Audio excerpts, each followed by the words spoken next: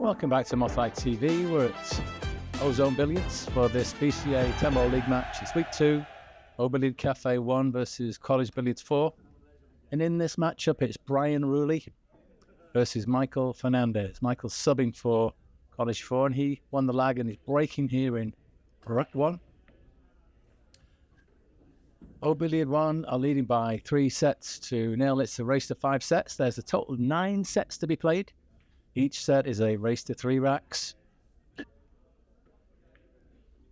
Now, Brian's Fargo is 534 and Michael is 589. So Michael has a slight advantage, Fargo-wise. Managed to make a ball off the break, but no shot. It was the 1 ball that went down. No shot on the 2.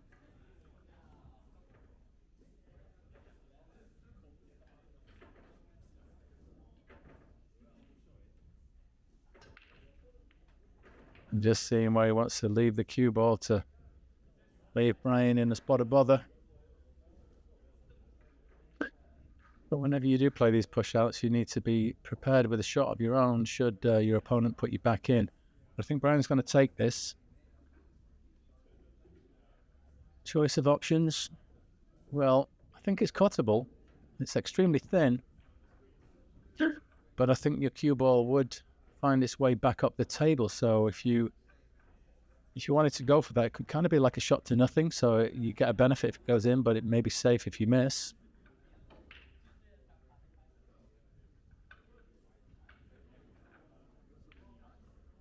But just tried to bank the 2 back up the table and get cover. And it's not finished too bad. I'm not sure if you can see the edge of that past the 7. Looks as though maybe Brian did get the hook after all.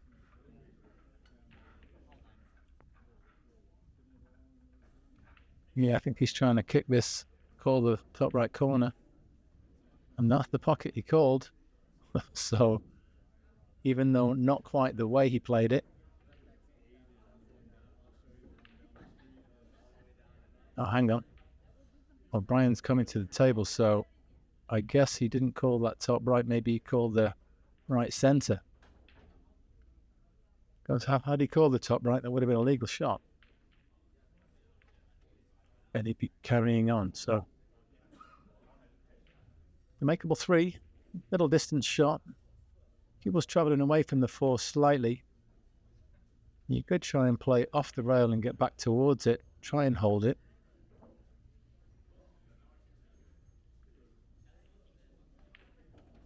And played the punch. Let his cue go through, but he's ended up quite a distance further away from the 4. Still makeable, and you could travel to the left hand long rail and get back across towards the 5. Just have to avoid the 9 and the side pocket, of course.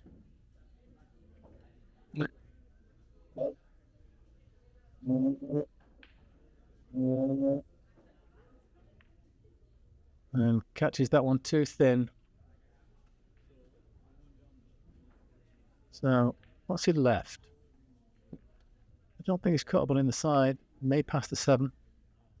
With this, you could go rail first, but no, he's just rolling up behind the 5, and that's a good shot. We're taking a chance there if the 4 was tighter, if it didn't go.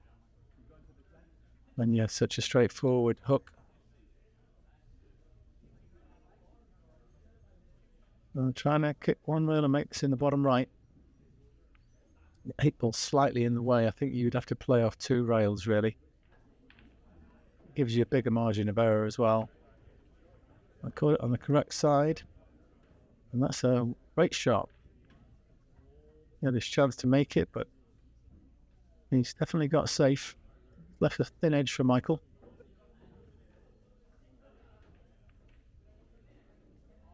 And this could dress up unless he gets cover. No, he's not.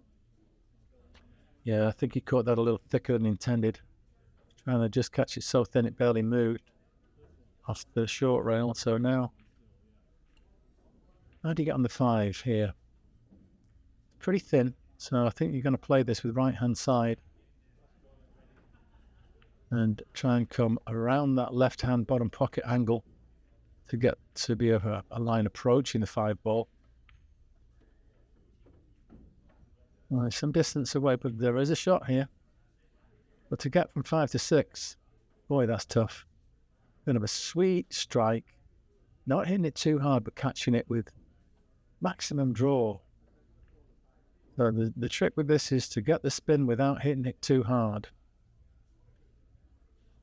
You get the cue ball back somewhere it is now, you'd be good.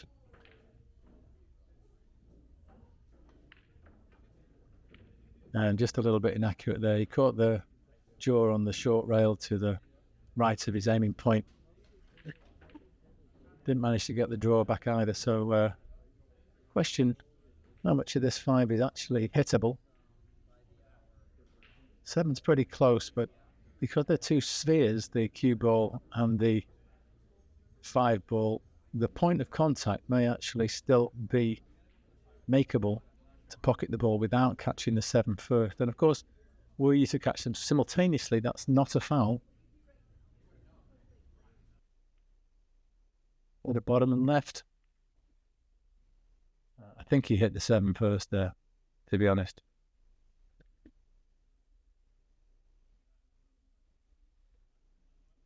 Yeah, he gives that up. Let's have a little replay. And this is quarter speed. Well, it's hard to tell there. Let's go down to 12% speed. I'd say the video's kind of inconclusive. But all that matters is what the players agreed, and Michael is happy to concede that as a foul. Benefit of the doubt goes with the shooter in these scenarios where there's no referee.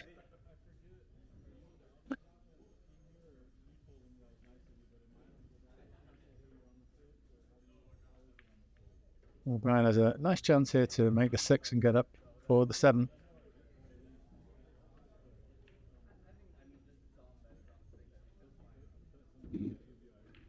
It'd be tough for him to play the 7 here without colliding with the 8. Especially when he's playing it with bottom here. Well, he's managed to draw past it. It was obviously very straight, so that's a good shot. I'm not sure if he can hold this just off the one rail for the 9, or whether he's going to have to play 2 rails with the cue ball. Maybe if he's putting a little bit of right-hand side, a bit of backspin, he may make it with, yep. But he's slightly awkward because of the positioning of the 10 ball. If he could have been 6 inches or so to the left, this would be a lot easier. He still needs 9 and 10. So, playing this with a bit of bottom and left, I think. Just try and hold the cue ball just off the one rail. Well, he's playing with a trace of right, so he's coming round the angles here. And call that too thin. Where's he going to finish? And if this passes the 10, it's a relatively straightforward out for Michael. Yep, looks good.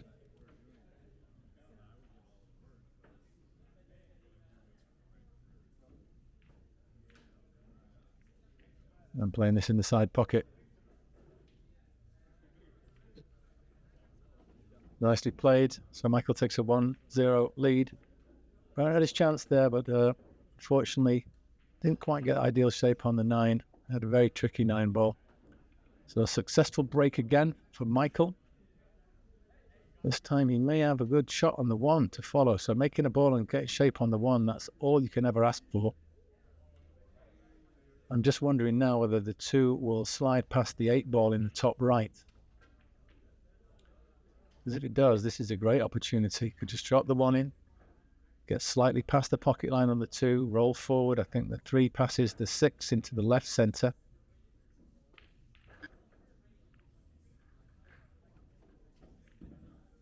Well, he's played some distance further on from the 2. But it looks as though he can just stroke it in and have an angle on the 3. He wants to get past that pocket line on the 3. So the natural path of the cue ball in potting it comes down table for the 4. Having said that, you don't need to get too close to the 4 because it's pretty much hanging over the pocket.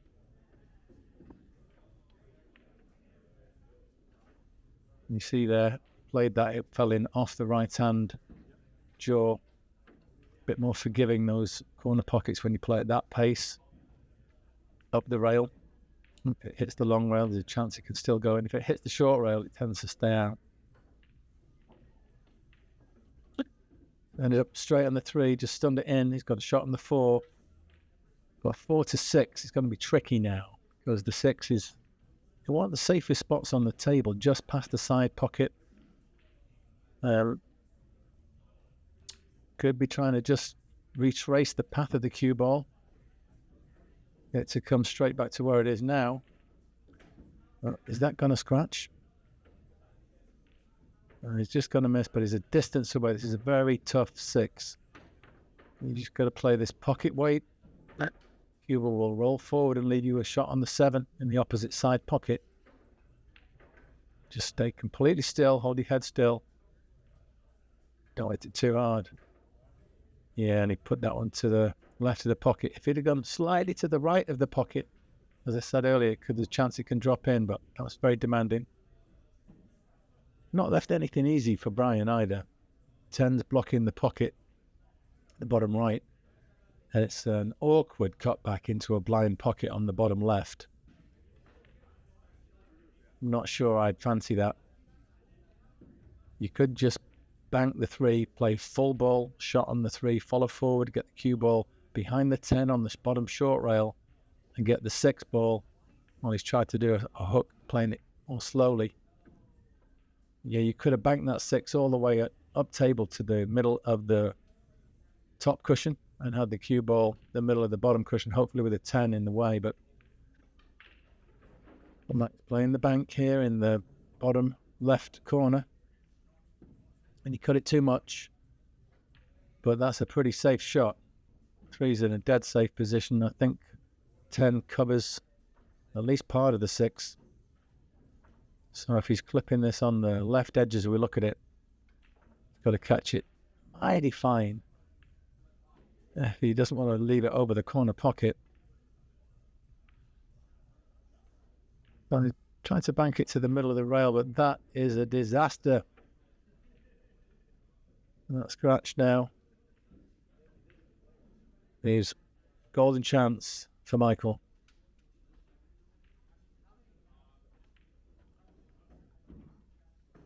So 8 to the 9 is what this game's all about. Don't leave yourself straight on this 8 ball. I'm going to draw back a good distance. It looks fairly straight from here. I think you can draw back over to the left a little, make the 9 a bit easier. Yeah, he did good there. And this is perfect. You just drop this in, you don't have to hit it too hard. Got a choice whether you do a stun shot, like the 10 in the same pocket, or just roll it and have the 10 in the bottom right. He played the stun, and that's finished beautifully. And looking good here for Michael. And there it is, that's 2-0 on the hill.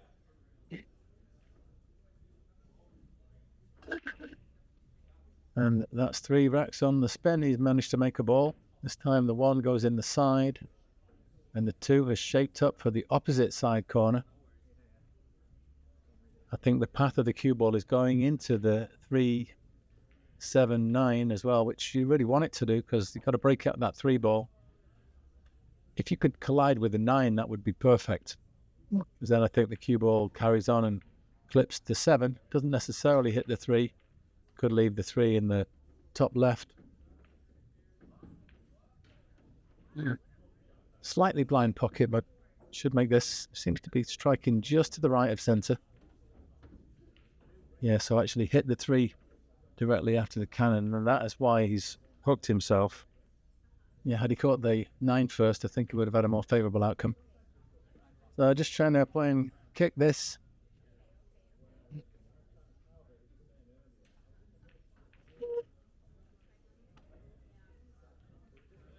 Unfortunately, that miss. Giving up ball in hand for Brian. And he's trying to get himself back into this match now. 2-0 down. These race to threes are over in a flash. Especially if you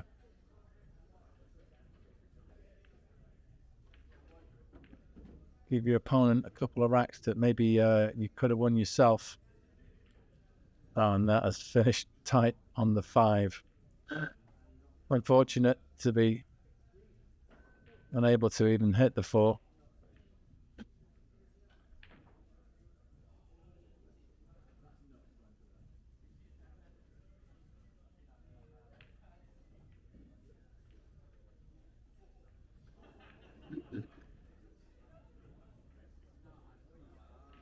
And that's a beautiful kick. Glorious. Makes the 4. And now he's got to play a bank, I think, on the 5. Question, how do you get on the 6? Well, I think there's enough angle for the cue ball to come round off the right-hand long rail, bottom short rail, and get below the 6 in the top left.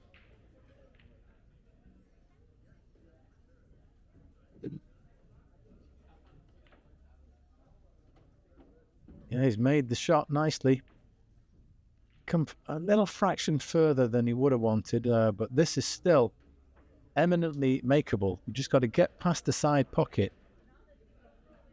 You'd be surprised the number of times you'll see the cue ball hit that far bump of the side pocket from here.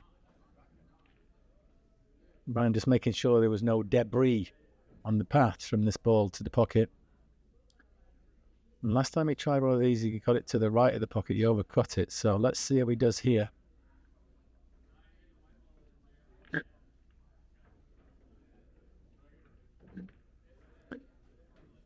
That's in. That's a beauty. What a great shot that was. Now, it is tricky to get from the 7 to the 8. Whenever a ball is right in the jaws of the pocket, especially on these deep pocketed diamond tables, there's a long shelf of slate within the jaws of the pocket. That it's very difficult to predict the exact path of the cue ball. You could try and catch this so very thin that there's a lot of pace left on the cue ball, travel all the way up to the top short rail and then all the way back down. Or you try and draw into the 8, maybe you get lucky, or draw past the 8. No, he's drawn into it, and he didn't get lucky. Left himself a bit awkward. Possibility to bank it in the left centre, and he's calling that shot. Cue ball's going to be travelling to the right-hand long rail, short rail, and then back towards the left-hand long rail to give himself a chance at the 9 in the right side pocket.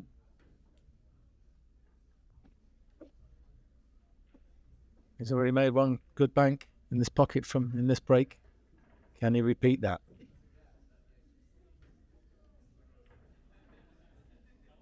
Oh no. Looks like he's played safe, but he's not caught it well. That's where he wanted to put the 8 ball in the middle of the short rail, and he's left it.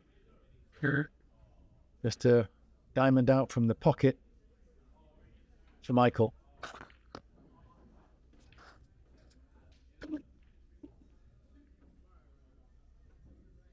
If he drops this in, he should be coming up towards the 9 for a side pocket shot. And although he's gone a fraction further than he wanted, I think he's still okay here. Does pocket weight on the 9. I think he'll leave himself the 10 in the bottom right.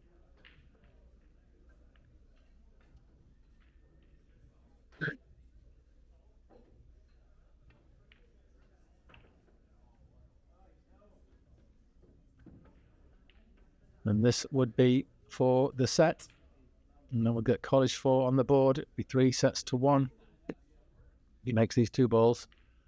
Once again, race to 5 sets.